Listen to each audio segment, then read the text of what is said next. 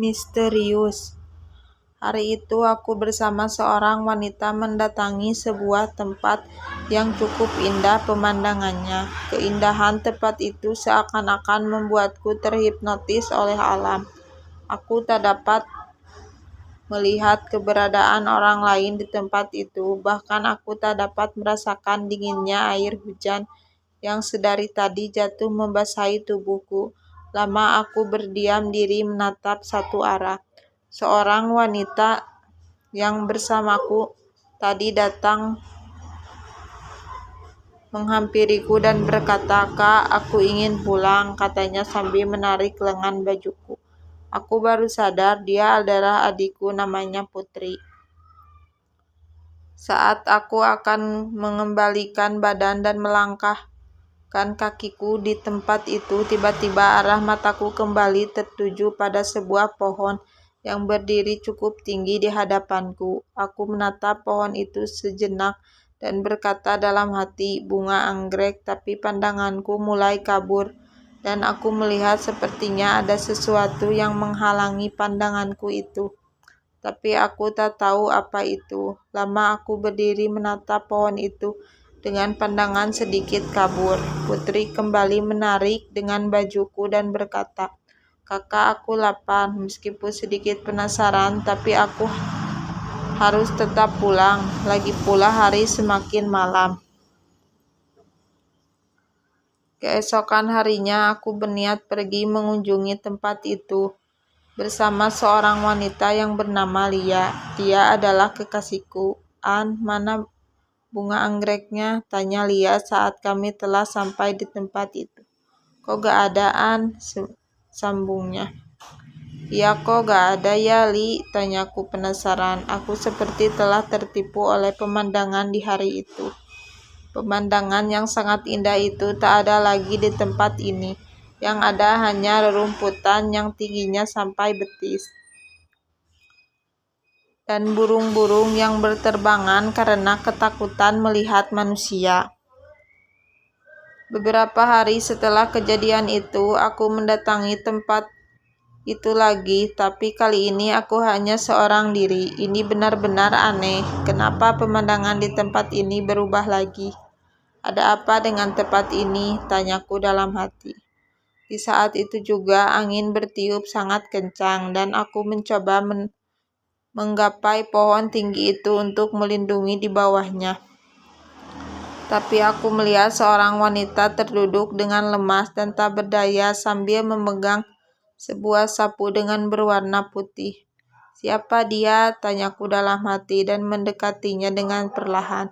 "Permisi, Mbak," kataku padanya, tetapi ia hanya menoleh sebentar. Kemudian tak meresponku. Ku coba mencari tahu apa yang terjadi pada wanita itu, tapi ia sama sekali tak pernah menjawab pertanyaanku dan menghiraukanku. "Mbak, hari sudah malam, sebaiknya Mbak pulang," kataku padanya, dan ia hanya tersenyum kemudian pergi, meninggalkanku. Dalam perjalanan menuju pulang, aku bertanya-tanya dalam hati dan terus memikirkan kejadian tadi. Siapa sebenarnya wanita itu dan apa yang ia lakukan di tempat itu seharian? Apa sebenarnya yang terjadi padanya? Hal ini sama sekali tak bisa hilang dari benakku.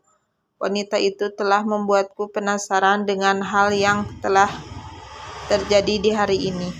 "Lia, kamu mau gak temenin aku ke tempat kemarin?" tanyaku pada Lia saat tiba di rumah.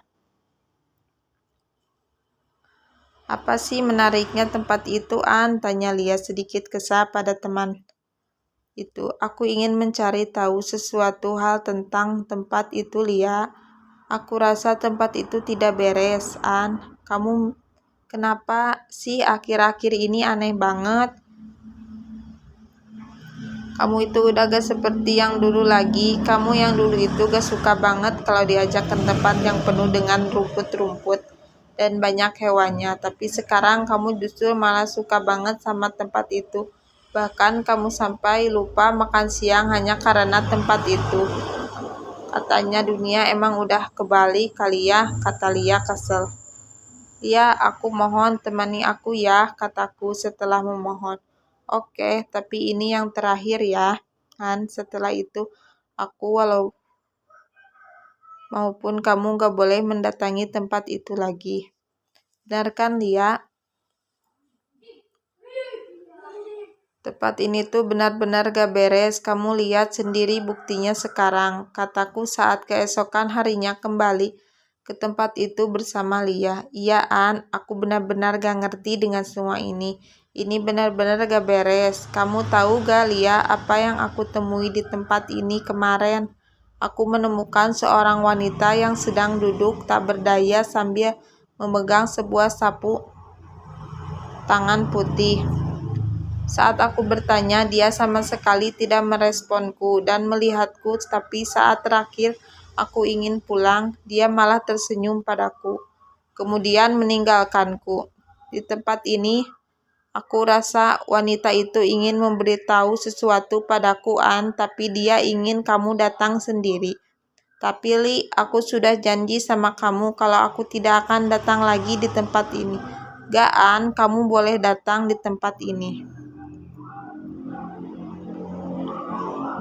Malam ini aku sama sekali tak bisa tidur memikirkan semua ini. Aku harus pergi ke tempat itu dan menyelesaikan masalah aneh ini. Hidupku tak akan tenang jika seperti ini, kataku sambil mengambil kunci motor, kemudian bergegas pergi. Saat aku sampai di tempat itu, aku melihat wanita itu lagi. Wanita yang duduk tak berdaya sambil memegang sapu tangan berwarna putih itu. Ia melihat dan menatapku dengan tatapan sedih. Aku mencoba mendekatinya dan berkata, "Mbak, kenapa malam-malam berada di sini?" "Aku menunggumu," katanya sambil memegang tanganku. "Menungguku?" tanyaku penasaran. "Iya, aku ingin mengembalikan sapu tangan ini padamu." "Mengembalikan? Aku ingin kembali ke kampung, jadi aku ingin mengembalikannya karena ini bukan milikku." "Tapi ini juga bukan milikku, Mbak," kataku sambil melihat sapu tangan itu. "Maaf ya," kata wanita itu, kemudian pergi meninggalkanku dan dalam kegelapan malam. Keesokan harinya, aku pergi mendatangi tempat itu lagi, tapi aku tak melihat keindahan seperti yang pernah aku lihat sebelumnya. Begitupun hari-hari berikutnya. Seminggu kemudian, aku mendatangi tempat itu bersama Lia. Kami hanya berniat menikmati pemandangan yang sunyi. Namun kami bertemu dengan seorang lelaki tua yang sedang membersihkan tempat itu. "Permisi Pak," kataku pada lelaki tua itu. "Iya, ada apa Nak?" tanya lelaki itu. "Boleh kami numpang beristirahat di sini?" kata Lia. "Maaf Nak, kalau boleh tahu kalian ini datang dari mana?" "Kami dari kampung sebelah, Pak. Maaf sebelumnya, Pak. Apakah tempat ini milik Bapak?" jawab dan tanyaku penasaran. "Iya, Nak, ini kebun Bapak. Apakah Bapak pernah melihat seorang wanita mendatangi tempat ini, Pak?" "Maaf, Nak, selain Bapak tidak pernah ada lagi siapapun yang berani mendatangi tempat ini." "Tapi kenapa, Pak? Di tempat ini sering terjadi hal-hal yang tidak dapat dijelaskan dengan kata-kata, Nak." "Maksudnya, Pak?" "Maaf, Nak, Bapak tidak bisa menceritakan lebih lanjut lagi." "Bapak permisi dulu, Nak." Setelah itu, bapak tua itu meninggalkan kami berdua di tempat itu. Aku tak dapat mengetahui dengan semua ini. Ini masih menjadi sebuah misteri bagiku. Namun aku yakin dan percaya ini semua adalah kekuasaan Allah Subhanahu wa Ta'ala. Dan semua hal ini akan aku simpan dengan rapat-rapat dalam memori otakku. Biarkanlah ini menjadi sebuah rahasia ilahi buatku. Intinya aku percaya kekuatan gaib itu ada.